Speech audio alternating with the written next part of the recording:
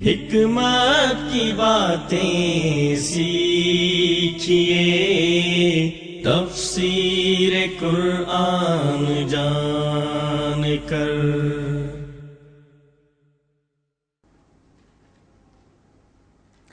اور ہم کسی نفس کو اس کی طاقت سے زیادہ تکلیف نہیں دیتے، اور ہمارے پاس ایک کتاب ہے جو حق کے ساتھ بولے گی اور وہ ظلم نہیں کیے جائیں گے۔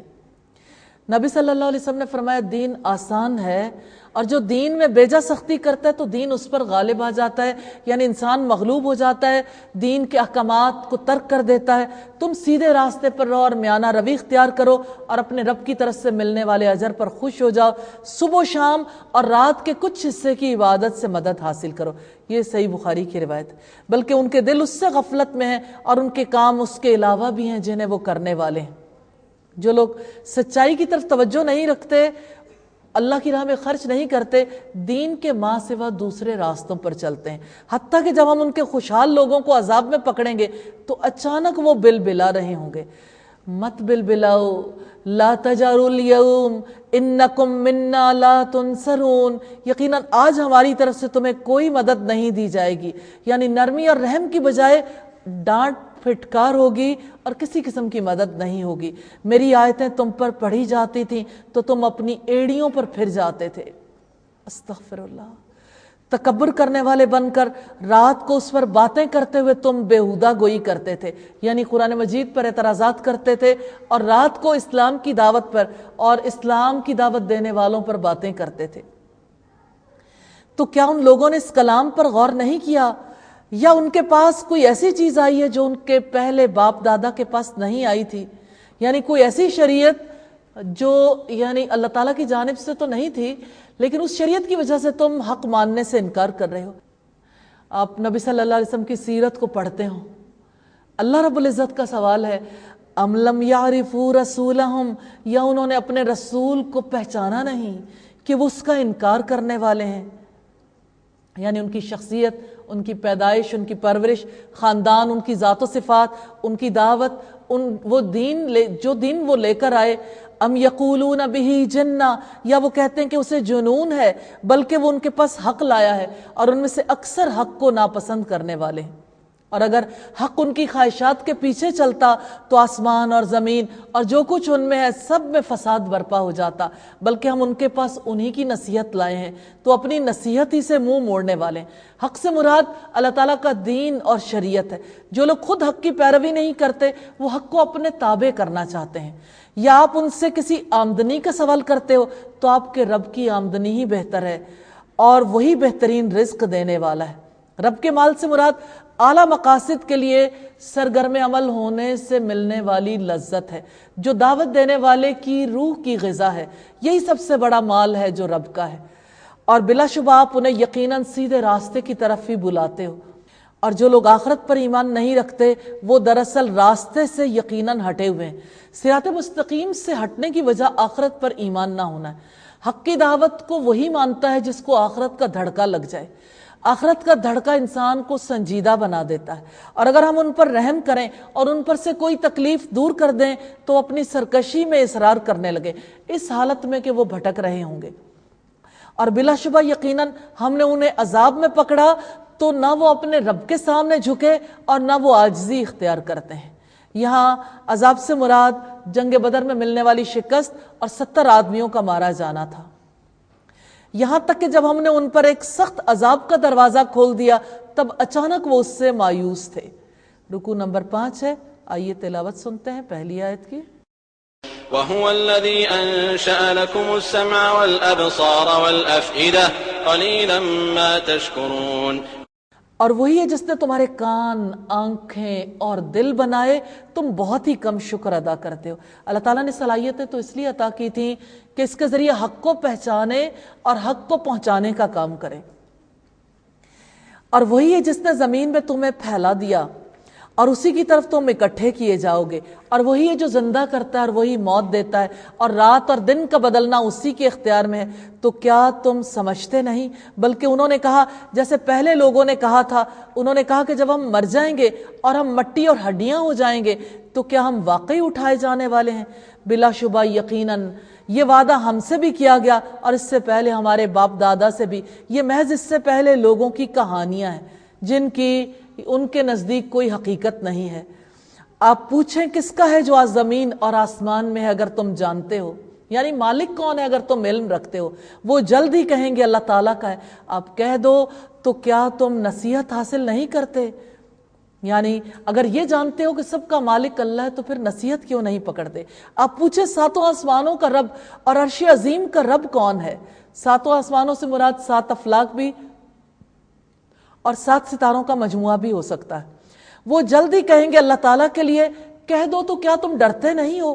آپ پوچھیں قل من بیدہ ملکوت کل شیء وہو یجیر ولا یجار علیہ. اب پوچھیں کہ ہر چیز کی مکمل بادشاہت کس کے ہاتھ میں اور وہی پناہ دیتا ہے اور اس کے مقابلے میں پناہ نہیں دی جا سکتی اگر تم جانتے ہو. اللہ تعالیٰ نے اپنی ملکیت، قبضے اور اختیار کے لیے دلیل دی ہے کہ اللہ تعالیٰ کسی کو پناہ دے سکتا ہے اور اس کے خلاف کوئی پناہ نہیں دے سکتا. سیقولون للہ، وہ جلدی کہیں گے اللہ تعالیٰ ہی کے لیے. کہہ دو کہ کہاں سے تمہیں جادو کیا جاتا ہے، یعنی تمہارا عقیدہ کہاں سے خراب ہوتا ہے. بلکہ ہم ان کے پاس حق لائے ہیں اور بلا شبہ یقیناً وہی جھوٹے ہیں. اللہ تعالیٰ نے کسی کو بیٹا نہیں بنایا اور نہ ہی اس کے ساتھ کوئی اور معبود ہے، ورنہ ہر معبود ضرور اس کو لے جاتا جو اس نے پیدا کیا. ان میں سے ایک دوسرے پر ضرور چڑھ دوڑتا. پاک ہے اللہ تعالیٰ اس سے جو وہ بیان کرتے ہیں. وہ غیب اور حاضر کا جاننے والا ہے، پس وہ اس سے بہت بلند ہے جسے وہ شریک بناتے ہیں. اللہ تعالیٰ غیب اور حاضر کو جانتا ہے، وہ اس سے کچھ بھی چھپا ہوا نہیں، اس لیے وہ شرک سے پاک ہے. رکوع نمبر 6 ہے. آئیے پہلی آیت کی تلاوت سنتے ہیں. قل رب اما ترینی ما یوعدون. آپ دعا کریں اے میرے رب اگر آپ ضرور مجھے وہ دکھائیں جس کا وہ وعدہ دیے جاتے ہیں تو اے میرے رب مجھے ظالم لوگوں میں شامل نہ کرنا. اور بلا شبہ ہم اس پر یقیناً قادر ہیں کہ آپ کو وہ چیز دکھا دیں جس کا ہم ان سے وعدہ کر رہے ہیں. یعنی کسی پیغمبر کی حیات میں یا پیغمبر کی وفات کے بعد فتح، آپ برائی کو اس طریقے سے دور کریں جو سب سے اچھا ہو. جو بھی وہ بیان کرتے ہیں ہم اس سے زیادہ جاننے والے ہیں. آپ دعا کریں اے میرے رب ربی اعوذ بک من ہمزات الشیاطین، اے میرے رب میں شیطان کی اکساہٹوں سے آپ کی پناہ میں آتا ہوں. دعوت دینے والے کو شیطان کی اکساہٹوں سے بچنے کے لیے رب کی پناہ میں آنے کا حکم دیا گیا. وَأَعُوذُ بِكَ رَبِّ أَن يَحْضُرُونَ، اور اے میرے رب میں آپ کی پناہ میں آتا ہوں کہ وہ میرے پاس حاضر کیے جائیں. شیطان کے وسوسوں سے بچنے کے لیے یہ دعا سکھائی گئی کہ میرے قریب بھی نہ آئیں جو مجھے بہکانے کا کام کریں. یہاں تک کہ جب ان میں سے کسی پر موت آتی ہے تو وہ کہتا ہے قال رب ارجعون، اے میرے رب مجھے لوٹا دے. یہ آرزو موت کے وقت کافر کرتا ہے تاکہ میں اس دنیا میں نیک کام کروں جسے میں چھوڑ آیا ہوں. ہرگز نہیں، بس ایک بات ہے جو وہ کہنے والا ہے. اس دن تک ان سب کے آگے ایک برزخ ہے جب وہ اٹھائے جائیں گے. موت کے وقت انسان دوبارہ لوٹائے جانے کی آرزو اس لیے کریں گے تاکہ دنیا میں جا کر نیک عمل کر لیں، لیکن اگر دنیا میں بھیجا بھی جائے تو پھر دوبارہ ویسے ہی کام کریں گے. سورہ الانعام میں رب العزت نے اسی کی وضاحت کی ہے. اور اگر وہ واپس بھیج دیے جائیں تو دوبارہ وہی کریں گے جس سے ان کو منع کیا گیا تھا، اور یقیناً وہ جھوٹے ہیں. پھر جب سور میں پھونکا جائے گا تو اس دن ان کے درمیان کوئی قرابت داریاں نہیں رہیں گی اور نہ ہی وہ ایک دوسرے سے پوچھیں گے. حشر کے دن کی ہولناکیاں ایسی ہوں گی کہ کوئی کسی کو نہیں پوچھے گا. پھر وہ شخص جس کے پلڑے بھاری ہوں گے تو وہی لوگ کامیاب ہیں، اور وہ شخص جس کے پلڑے ہلکے ہوں گے تو وہی لوگ ہیں جنہوں نے اپنی جانوں کو خسارے میں ڈالا. وہ جہنم میں ہمیشہ رہنے والے ہیں. ان کے چہروں کو آگ جھلسا دے گی اور اس میں وہ جبڑے نکالنے والے ہوں گے. استغفر اللہ. انسان جہنم میں بد شکل اور ڈراؤنے ہو جائیں گے. ان کے ہونٹ سکڑ جائیں گے اور جیسے بھنی ہوئی سری ہوتی ہے اسی طرح سے دانت ظاہر ہو جائیں گے. استغفر اللہ. الم تکن آیاتی تتلی علیکم فکنتم بہا تکذبون، کیا میری آیات تمہیں پڑھ کر سنائی نہیں جاتی تھی پھر بھی تم انہیں جھٹلاتے تھے. وہ کہیں گے ربنا غلبت علینا شقوتنا، اے ہمارے رب ہماری بدبختی ہم پر غالب آ گئی اور ہم گمراہ ہو گئے تھے اور ہم گمراہ لوگ تھے. ربنا اخرجنا منہا فإن عدنا فإنا ظالمون، اے ہمارے رب ہمیں یہاں سے نکال دے، یہ اہل جہنم کہیں گے، پھر اگر ہم دوبارہ کریں تو بلا شبہ ہم ہی ظالم ہوں گے۔ اللہ تعالیٰ فرمائے گا یہیں خوار رہو اور مجھ سے بات نہ کرو۔ یقیناً میرے بندوں میں سے ایک گروہ کہتا تھا کہ ہمارے رب ہم ایمان لائے، لہٰذا تو ہمیں معاف فرما دے اور ہم پر رحم فرما، اور تو سب رحم کرنے والوں سے بہتر ہے۔ چنانچہ تم نے ان کا مذاق بنایا، یہاں تک کہ انہوں نے تمہیں میری یاد ہی بھلا دی، اور تم ان سے ہنسا کرتے تھے، یعنی مذاق اڑایا کرتے تھے۔ خاص طور پر اگر آپ اپنی سوسائٹی میں دیکھیں، مذاق اڑانے کا سلسلہ اس موقع پر کتنا زیادہ ہوتا ہے جب کوئی شادی کی تقریب ہو، شادی کی تقریب میں، یا اسی طرح سے عام زندگی کے معاملات میں بھی کس طرح سے اپنے غیر اسلامی رسوم و رواج کو جاری رکھنے کے لیے ہر ایک چیز کو یوں پس پش ڈال دیا جاتا ہے جیسے کسی کی اللہ کے حکم کی، کہنے والے انسان کی پرے کاہ کے برابر بھی وقت نہیں، کسی قسم کی کوئی اہمیت نہیں دی جاتی۔ یقین کرو آج کے دن میں نے اس کے بدلے میں جو انہوں نے صبر کیا یہ جزا دی، بلا شبہ وہی کامیاب ہے۔ اللہ تعالیٰ فرمائے گا تم سالوں کی گنتی میں زمین میں کتنا رہے ہو؟ اللہ تعالیٰ اس مقصد کے لیے سوال کریں گے کہ یہ زندگی کتنی مختصر تھی۔ وہ کہیں گے ہم ایک دن یا اس کا کچھ حصہ رہے ہیں، بس آپ شمار کرنے والوں سے پوچھ لیں۔ اللہ تعالیٰ فرمائے گا تم تھوڑی ہی مدت رہے ہو نا، کاش واقعی تم اس بات کو جانتے ہوتے۔ افحسبتم انما خلقناکم عبثا وانکم الینا لا ترجعون، تو پھر کیا تم نے یہ گمان کر رکھا ہے کہ بلا شبہ ہم نے تمہیں بے مقصد پیدا کیا ہے اور بلا شبہ تمہیں ہماری طرف واپس نہیں لوٹایا جائے گا؟ یعنی انسان کی زندگی صرف یہ دنیا کی زندگی نہیں ہے، موت کے بعد اسے دوبارہ اٹھایا جائے گا۔ اللہ تعالیٰ نے شعور کی غلطی کو دور کیا ہے کہ جو لوگ دنیا کے کسی انجام پر یقین نہیں رکھتے وہ اسے بے مقصد ہنگامہ سمجھتے ہیں۔ فتعالی اللہ الملک الحق، تو اللہ تعالیٰ بے حد بلند ہے جو بادشاہ حقیقی ہے، اس کے سوا کوئی معبود نہیں، عزت والے عرش کا رب ہے۔ اور جو کوئی اللہ کے ساتھ کسی دوسرے کو معبود پکارتا ہے جس کی اس کے پاس کوئی دلیل نہیں، تو بلا شبہ اس کا حساب اس کے رب ہی کے پاس ہے۔ یقیناً کافر کبھی فلاح نہیں پائیں گے۔ کافروں کے پاس دنیا کا ساز و سامان ہو سکتا ہے، ایمان نہیں۔ آخرت کی کامیابی ایمان والوں کے لیے۔ وَقُلْ رَبِّ اغْفِرْ وَارْحَمْ وَأَنْتَ خَيْرُ الرَّاحِمِينَ، اور آپ دعا کریں کہ اے میرے رب بخش دے اور رحم فرما، تو رحم کرنے والوں میں سب سے اچھا رحم فرمانے والا ہے۔ سورہ المومنون کا آغاز بھی کامیاب ہونے والوں کے حوالے سے ہوا اور اختتام بھی ایمان والوں کی کامیابی کے حوالے سے۔ اس کے آغاز میں بھی خشوع کی صفت کو کامیابی کی علامت بتایا گیا اور اختتام بھی خشوع کی صفات یعنی مغفرت اور رحمت کی طلب کو لایا گیا۔ اللہ تعالیٰ سے دعا ہے اس سورت کے اختتام پر ہماری کمیوں کوتاہیوں سے درگزر فرمائیں، ہمیں اس کی سچی سمجھ نصیب فرمائیں اور اس پر عمل پیرا ہونے کی توفیق عطا فرمائیں۔ حکمت کی باتیں سیکھیے، تفسیر قرآن جان کر،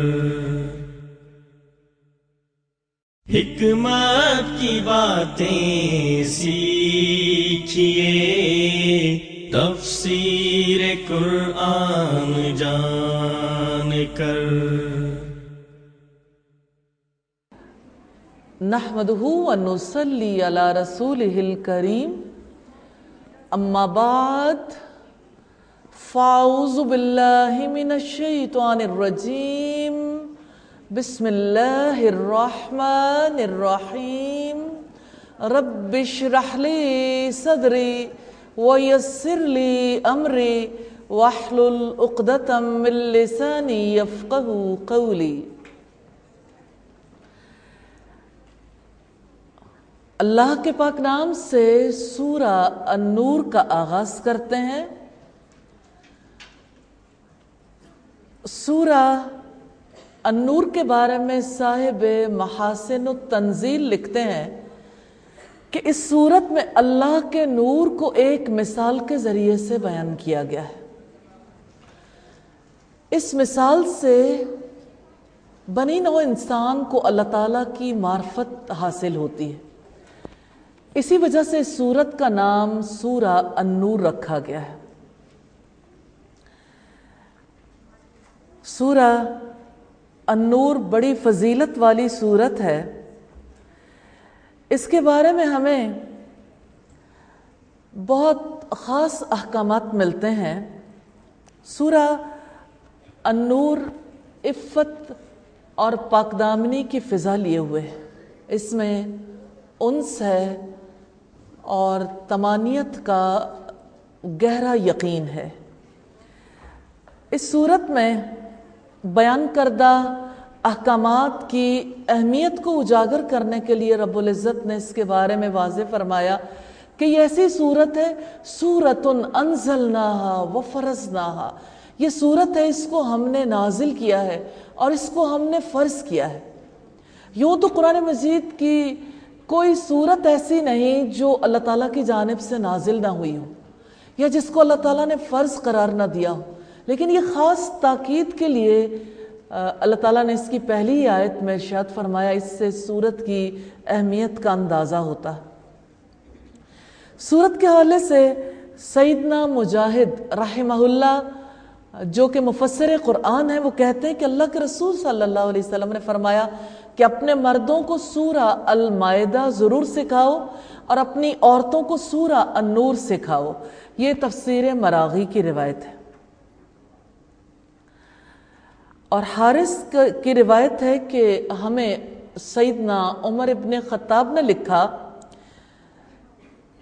کہ سورہ النساء، سورہ الاحزاب اور سورہ النور، ان صورتوں کو تم لازمی طور پر سکھاؤ. یہ الاساس فی التفسیر، تفسیر منیر اور تفسیر مراغی کی روایت ہے. اسی طرح سیدہ عائشہ صدیقہ رضی اللہ تعالی عنہا سے اس صورت کی تعلیم کے بارے میں نصیحت ملتی ہے کہ یہ صورت خواتین کو ضرور سکھائیں. تو دیکھنے کی ضرورت ہے کہ اس صورت کا محور و مرکز کیا ہے.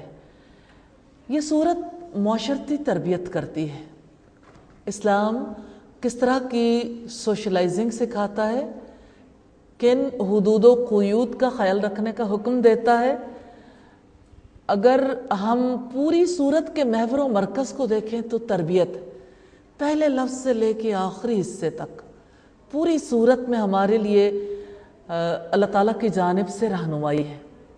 اور اگر ہم اس رہنمائی کو دیکھیں تو خود اللہ تعالیٰ کی ذات کی معرفت کے حوالے سے رہنمائی ہے، بہت بڑی رہنمائی. اللہ نور السماوات والارض، اللہ زمین و آسمان کا نور ہے، روشنی ہے. اللہ تعالیٰ نے اپنی ذات کی معرفت کی مثال دی، کفر کی مثال دی. کس طرح سے کوئی اللہ تعالیٰ کے نور کو سیکھ سکتا ہے، کیسے اس کے لیے کسی بھی سوسائٹی میں مساجد اور دینی تعلیم کے مراکز اپنا کردار ادا کرتے ہیں، اس کے لیے لوگوں کی ذمہ داریاں کیا ہیں.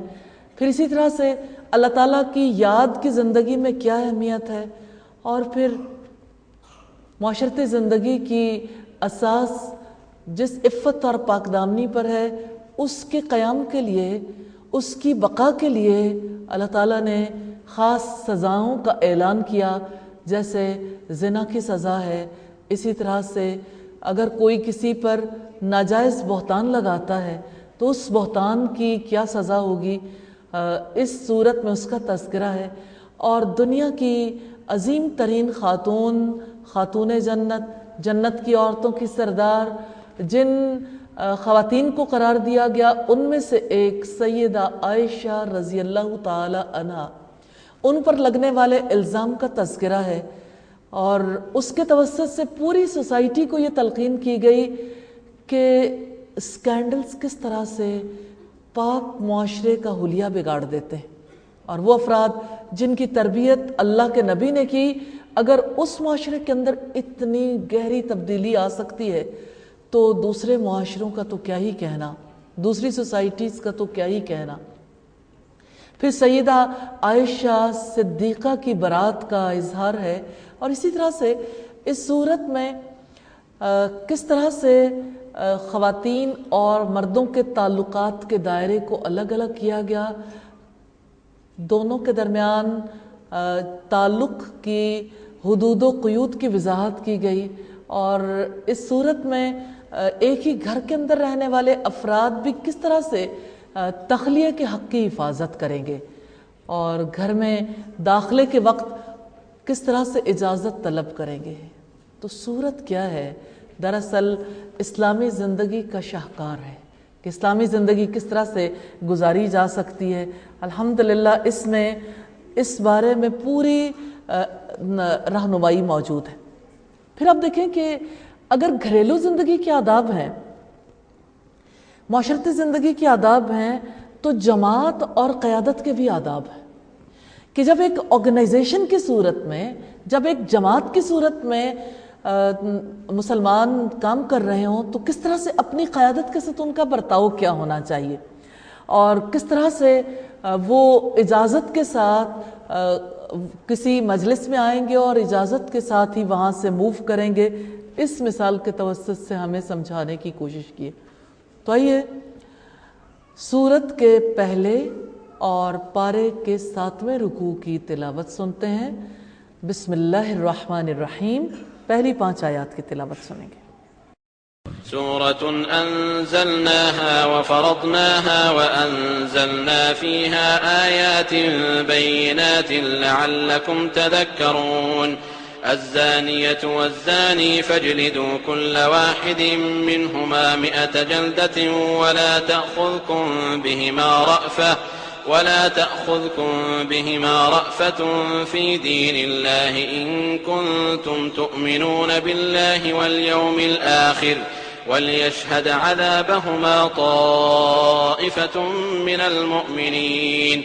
الزاني لا ينكح إلا زانية أو مشركة والزانية لا ينكحها إلا زان أو مشرك وحرم ذلك على المؤمنين. والذين يرمون المحصنات ثم لم يأتوا ب4 شهداء فاجلدوهم 80 جلدة ولا تقبلوا لهم شهادة أبدا وأولئك هم الفاسقون. إلا الذين تابوا من بعد ذلك وأصلحوا فإن الله غفور رحيم. اس صورت کو پڑھتے ہوئے چونکہ احکامات ہیں اور احکامات کو سیکھنے کی ضرورت ہے، اگرچہ ہم ایک نشست میں اس کا پورا حق تو نہیں ادا کر سکیں گے، لیکن ایک کوشش ضرور ہے کہ ہم کسی حد تک اس کو سیکھنے کے قابل ہو جائیں. تو اس کا طریقہ کار یہ ہوگا کہ جیسے ہر رکوع کے موضوعات خاص ہیں، آپ لوگوں کو کھلا انویٹیشن ہے، کائنڈلی ایکسپریشنز نہیں، آپ کوئی ایسا سوال جو لوگوں کو بھی فائدہ دے سکتا ہو اور جس کی وجہ سے موضوع کی وضاحت ہوتی ہو، اگر کوئی ایسا سوال بیچ میں کرنا چاہیں گے تو ہم ہر موضوع کے بعد آپ کو الاؤ کریں گے کہ آپ اس سلسلے میں کوئی بھی بات جو آپ کو پریشان کر رہی ہو یا جس کی وجہ سے دل کے اندر جگہ نہ بن رہی ہو، شرح صدر نصیب نہ ہو رہا ہو، یا یہ ہے کہ اس بارے میں کوئی کنفیوژن رہ گئی ہو، تو آپ کوئی سوال کرنا چاہیں گے تو انشاءاللہ تعالی اس سوال کے کرنے کے لیے ہم ہر رکوع کے بعد آپ کو چانس دیں گے، لیکن irrelevant questions نہیں. کائنڈلی اس موقع پر طہارت کے مسائل یا یہ ہے کہ اسی نوعیت کے مسائل کہ وضو کیسے کیا جائے، غسل وغیرہ، یہ والے معاملات، اس طرح سے یہ علمی مجالس کے ساتھ مذاق والا معاملہ ہے کہ آپ پڑھیں کچھ اور آپ کا ذہن کہیں اور کام کر رہا ہو اور آپ عین موقع پہ کوئی اور ہی سوال کرنے والے ہو جائیں. تو آپ ٹو دا پوائنٹ کسی بھی چیز کے حوالے سے کوئی کنفیوژن رکھتے ہیں، سیکھنے کی نیت سے بیٹھیے گا اور اللہ تعالیٰ کے احکامات کے بارے میں اس نیت کے ساتھ کہ ان احکامات پر پورا یقین نصیب ہو جائے اور پھر جیسے خود سیکھیں اسی طرح سے اس سوسائٹی کی تبدیلی کے لیے کوشش کرنے والے بن جائیں انشاءاللہ. تو اس سلسلے میں جو کنفیوژن ہوگی آپ اس دوران سوال کریں گے، کائنڈلی مائک جو ہے اس کا ارینج کر لیجئے گا تاکہ فوری ہم کویسچن آنسرز کا سیشن کرنے میں کامیاب ہو سکیں. یہ ایک صورت ہے جسے ہم نے نازل کیا ہے اور ہم نے اسے فرض کیا ہے اور ہم نے اس میں واضح آیات نازل کی ہیں تاکہ تم نصیحت حاصل کرو. یہ صورت میں بیان کردہ احکامات کی اہمیت کو اجاگر کرنے کے لیے کہا گیا کہ اس سورت کو ہم نے نازل کیا اور ہم نے اسے فرض کیا ہے، اور رب العزت نے یہ بھی واضح فرمایا اور ہم نے اس میں واضح آیات نازل کی ہیں۔ اس سے مراد احکامات ہیں جو بالکل واضح ہیں تاکہ تم نصیحت حاصل کرو۔ اس مقصد کو کبھی نہیں بھولنا کہ اصل میں قرآن نصیحت کے لیے سننا ہے، خیر خواہی کے لیے۔ اللہ رب العزت نے جو احکامات دیے ہیں ان کو سمجھنا ہے اور ان کو قبول کرنا ہے، اور انشاءاللہ تعالی ان پر خود بھی کاربند رہنا ہے اور اپنی سوسائٹی کو بھی کاربند رکھنے کے لیے انشاءاللہ تعالی اقدامات کرنے۔ پہلا حکم ہے الزانیۃ والزانی فاجلدوا کل واحد منہما 100 جلدہ۔ زانیہ عورت اور زانی مرد دونوں میں سے ہر ایک کو تم 100 کوڑے مارو، اور ان دونوں کے بارے میں اللہ تعالیٰ کے دین میں نرمی تمہیں دامن گیر نہ ہو۔ اگر تم اللہ تعالیٰ اور آخرت کے دن پر ایمان رکھتے ہو اور ان دونوں کی سزا کے وقت اہل ایمان کا ایک گروہ ضرور موجود رہے۔ حکمت کی باتیں سیکھیے، تفسیر قرآن جان کر۔ حکمت کی باتیں سیکھیے، تفسیر قرآن جان کر۔ زانی اور زانیہ دونوں اگر غیر شادی شدہ، آزاد، عاقل اور بالغ ہوں، نوٹ کر لیجئے گا 4 باتیں ہیں: غیر شادی شدہ، آزاد، عاقل اور بالغ ہوں گے تو جیسا کہ اس آیت کریمہ میں آیا ہے انہیں 100 کوڑے لگائے جائیں گے، اور جمہور علماء کے نزدیک 1 سال کے لیے شہر بدر کر دیے جائیں گے۔ یہ تیسیر الرحمن کی روایت ہے۔ اگر وہ دونوں غلام اور لونڈی ہوں گے تو ان میں سے ہر ایک کو 50 کوڑے لگائے جائیں گے۔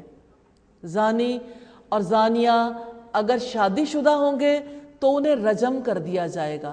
رجم کرنے کا مطلب یہ ہے کہ ان کے لیے گڑھا کھدوایا جائے گا، گڑھے میں انہیں کھڑا کر کے ان کے اوپر سب پتھر ماریں گے اور پتھر کھا کر وہ مر جائیں گے، یعنی اس وقت تک پتھر مارے جائیں گے جب تک ان کی وفات نہ ہو جائے۔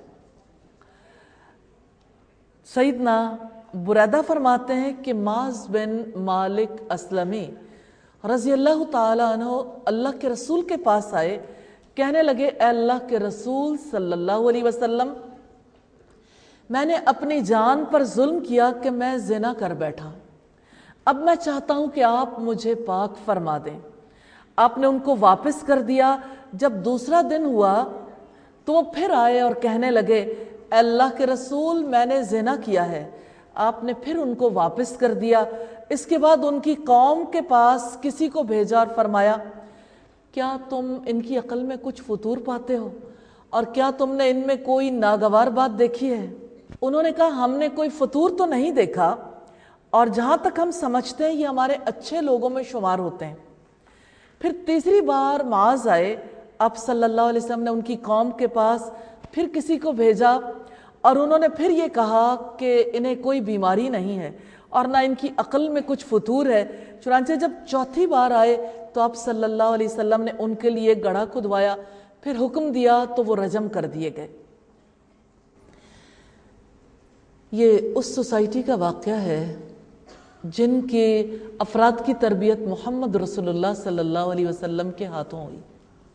اگرچہ زنا کا واقعہ بڑا ہی افسوسناک ہے اور اتنے تربیت یافتہ لوگوں سے یہ توقع نہیں کی جا سکتی، لیکن اس سے ہمیں یہ پتہ چلتا ہے کہ انسان تربیت کے کسی بھی مقام پر ہو، یہ خطا، یہ غلطی کسی سے بھی ہو سکتی ہے، چاہے کوئی باجماعت 5 وقت نمازیں پڑھنے والا ہو، روزے رکھنے والا ہو، زکاتیں دیتا ہو، صدقہ و خیرات کرتا ہو، چاہے وہ اپنی پاکیزگی کے لیے کتنے ہی اقدامات کرتا ہو، یہ معاملہ ہو سکتا ہے۔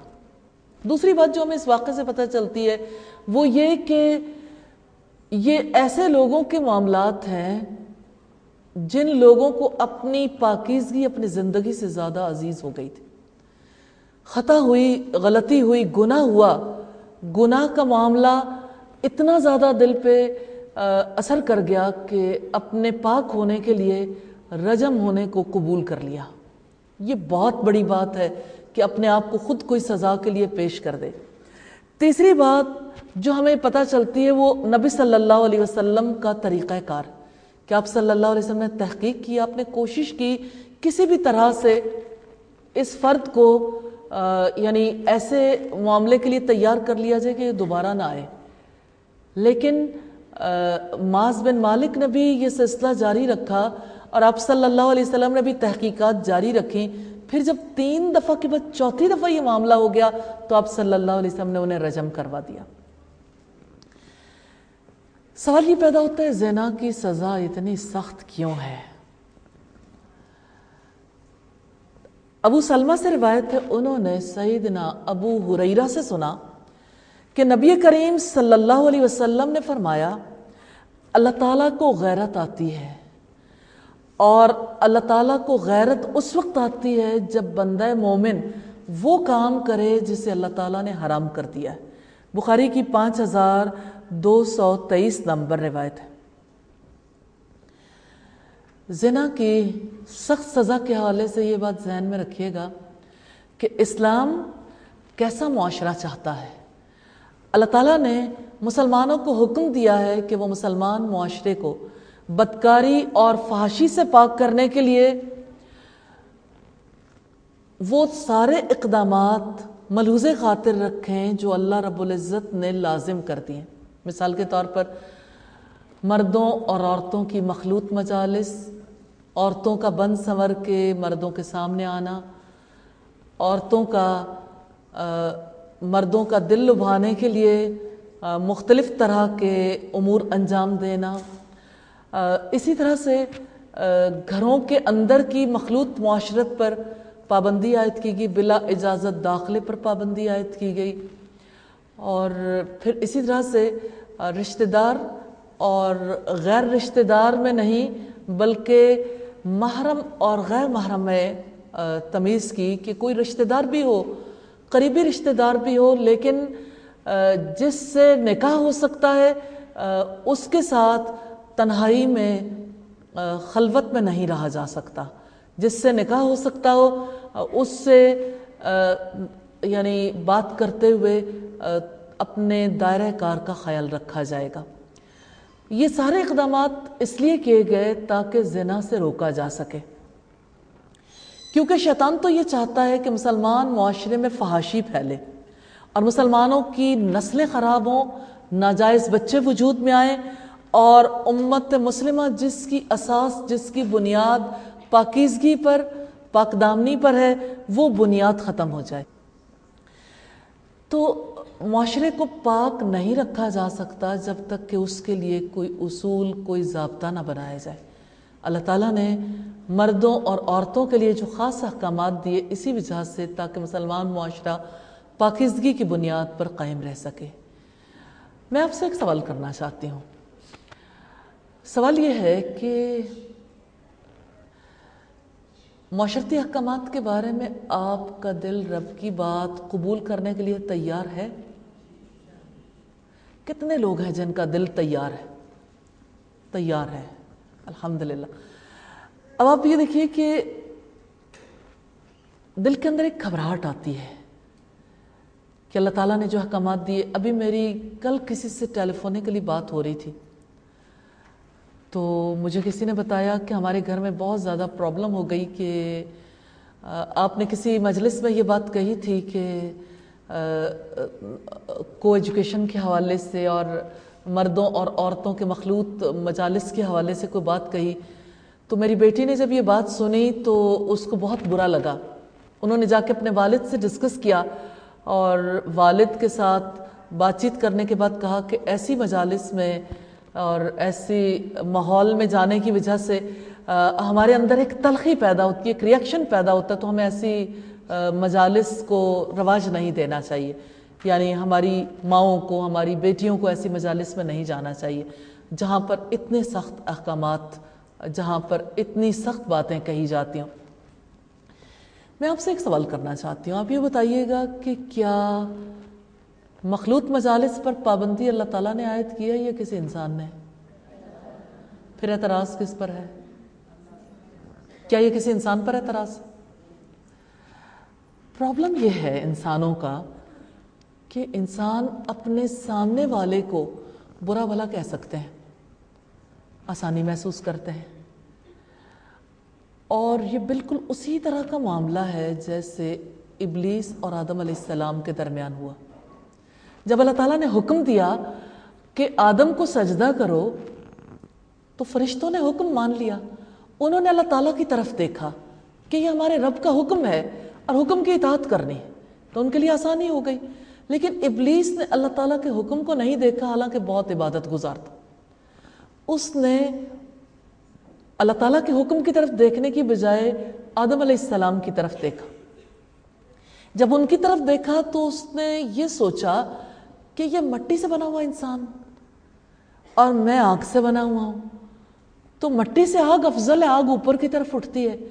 اب یہ وہ ایسی پرابلم ہے جس کی وجہ سے انسانوں کا ذہن خراب ہو جاتا ہے، یا اگر ہم دیکھیں تو اس دور میں ابلیس کا ذہن خراب ہوا تھا کہ اس نے فضیلت کے معاملے کو، اللہ کے حکم پر جب غور و فکر کیا تو اس نے سوچا کہ فضیلت کی وجہ دراصل پیدائش ہے، اس کی پیدائش مٹی سے ہوئی اور میری پیدائش آگ سے ہوئی، حالانکہ فضیلت کی وجہ تو صرف اللہ کا حکم تھا، اللہ تعالیٰ نے حکم دیا تھا۔ اب اگر صرف اللہ تعالیٰ کے حکم کو حکم سمجھ کر قبول کر لیا جائے تو پھر دشمنی پیدا نہیں ہوتی، اور اگر اللہ کے حکم کی بجائے سامنے والے کو دیکھیں تو پھر دشمنی پیدا ہو جاتی ہے۔ اب آپ اسے یوں دیکھیے کہ اللہ تعالیٰ کے حکم کی بجائے ابلیس نے جس وقت اسے حضرت آدم علیہ السلام کا معاملہ سمجھا تو اگلا معاملہ خود بخود آ گیا، انا خیر من، میں اس سے بہتر ہوں، تکبر آ گیا۔ مجھے یہ بتائیے تکبر آنے کے بعد کوئی خیر کا چانس باقی رہ جاتا ہے؟ کیونکہ اللہ رب العزت نے تو ہمیں اپنی بڑائی کے لیے پیدا کیا نا۔ ہم جب نماز پڑھتے ہیں تو اللہ اکبر کہتے ہیں، جس وقت ہم جانور ذبح کرتے ہیں تو بسم اللہ اللہ اکبر۔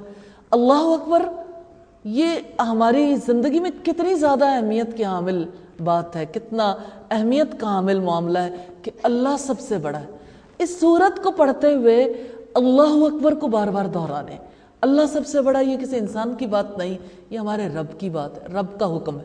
جب آپ اسے رب کے حکم کے تحت سوچیں گے تو انشاءاللہ تعالیٰ آپ کے ذہن میں گھٹن نہیں آئے گی، انشاءاللہ تعالیٰ۔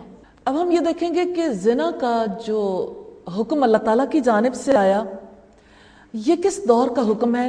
3 ہجری میں اسے قابل سزا جرم قرار دیا گیا، لیکن اس کی حیثیت خاندانی یا معاشرتی جرم کی سی تھی جس پر اہل خاندان سزا دے سکتے تھے۔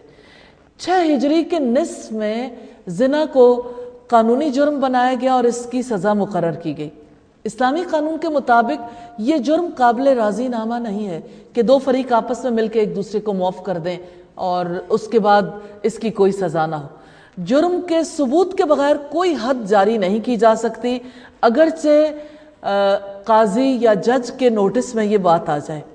جرم زنا کا پہلا ممکنہ ثبوت 4 افراد کی عینی شہادت ہے، اور رجم کی سزا میں مرنے والے مسلمانوں کے ساتھ مسلمانوں جیسا معاملہ کیا جائے گا، ان کی تجہیز و تکفین بھی ہوگی، نماز جنازہ بھی مسلمانوں کے قبرستان میں بھی دفن ہوں گے، کیونکہ انہوں نے اپنے جرم کی سزا دنیا میں پالی۔ اسی لیے اللہ تعالیٰ نے فرمایا کہ اگر تم اللہ تعالیٰ اور آخرت کے دن پر ایمان رکھتے ہو تو تمہیں ان پر ہرگز ترس نہیں کھانا چاہیے۔ اللہ تعالیٰ چاہتے ہیں کہ سزا دینے کا اصل مقصد پورا ہو، لوگ عبرت حاصل کریں۔ یہ مقصد تبھی پورا ہو سکتا ہے جس وقت لوگ دیکھنے والے موجود ہوں، یعنی لوگوں کے لیے یہ عبرت بن جائے۔ اسی وقت مسلمان جب اپنی آنکھوں کے سامنے دیکھیں گے تو ایک کثیر تعداد کو زنا سے باز رہنے کا درس ملے گا۔ زانی اور زانیہ توبہ کر کے اصلاح کے بعد مسلمان معاشرے کے افراد کے لیے قابل قبول ہو سکتے ہیں۔ ہے نوع انسان کے لیے قرآن روشنی، فوز و فلاح کا راستہ، قرآن رہبر بندگی، حکمت کی باتیں سیکھیے، تفسیر قرآن جان کر۔